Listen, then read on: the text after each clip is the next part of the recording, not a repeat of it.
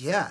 I mean, for me, I just thought it's one of those stories that if you made a movie about it and it wasn't a true story, it would just sound like a completely unbelievable, false thing. But the fact that it actually took place is pretty remarkable. They're both going through massive changes and, you know, for both people, pretty negative changes at the same exact time when this, you know, lie kind of brings them together. Yeah, I got to know Michael, and he was really generous with his time and his stories and really supportive of the movie being made. I did, honestly. You know, the subject matter is really heavy, and it really happened. And a lot of the movie, Mike's by himself taking all of this in, and I found it hard to shake that off at the end of the day. Not in a pretentious way. It just, you know, thinking about these murders and what happened. You know, it was hard to just go home and go to dinner with friends and really just like laugh at like I usually would. You know.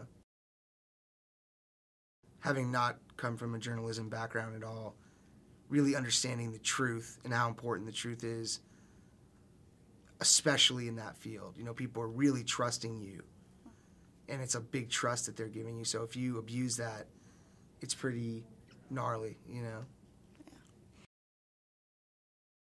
I mean, you know, I think on the other hand, you know, yeah, the real Finkel, you know, made up a source.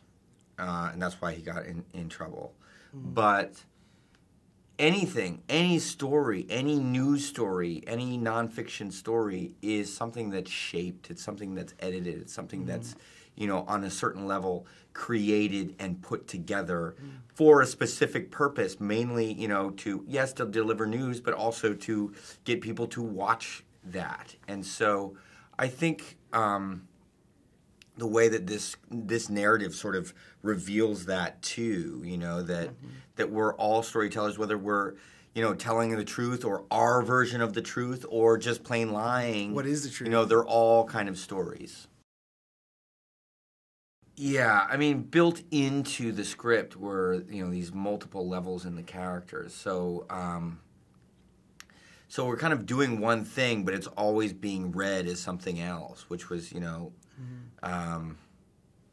it's great, and it was sort of like built in a weird way. So it's almost like, in some ways, like the simpler we were.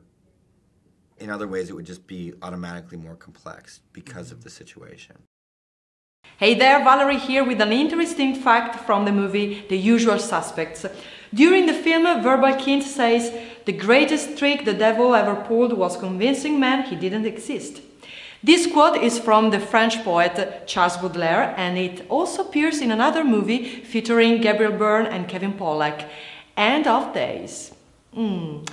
That's all for today. I'm Valerie, and remember to subscribe for all the latest trailers.